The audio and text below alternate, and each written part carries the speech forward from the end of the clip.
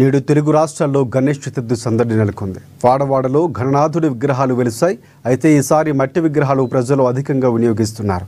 విజయవాడ భవనీపురంలో 72 అడుగుల భారీ మట్టి విగ్రహం ఏర్పాటు చేశారు. గుంటూరులో పర్యావరణ రహిత 100 అడుగుల గణేష్ని ఏర్పాటు చేశారు. ఇక నిజామాబాద్లో గంగమట్టితో 100 అడుగుల గణేష్ని, అలాగే విశాఖపట్నం పాత గాజువాకలో 1,00,000 చీరలతో మహాగణపతిని ఏర్పాటు చేశారు.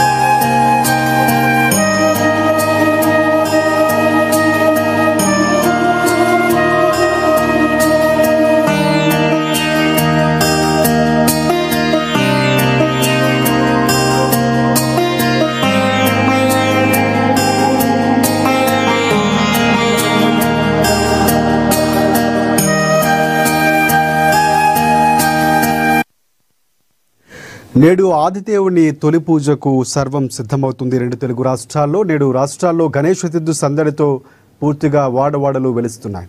వాడవాడలో గణనాథుని విగ్రహాలు వెలుస్తాయి. అయితే ఈసారి మట్టి విగ్రహాలకు ప్రజలు ఎక్కువగా మొగ్గు చూపిస్తున్నారు. సో దాంతో అధికంగా వినియోగిస్తున్నారు. విజయవాడ భవనాపురంలో 72 అడుగుల భారీ మట్టి విగ్రహాన్ని ఏర్పాటు చేశారు. గుంటూరులో పర్యావరణ హితమైనటువంటి 100 అడుగుల గణేష్ని ఏర్పాటు చేశారు. నిజామాబాద్లో గంగమట్టితో 100 అడుగుల గణేషుని, అలాగే విశాఖపట్నం పాత గాజువాకలో 1,00,000 చీరలతో మహాగణపతిని రంగ వైభవంగా ఏర్పాటు చేశారు.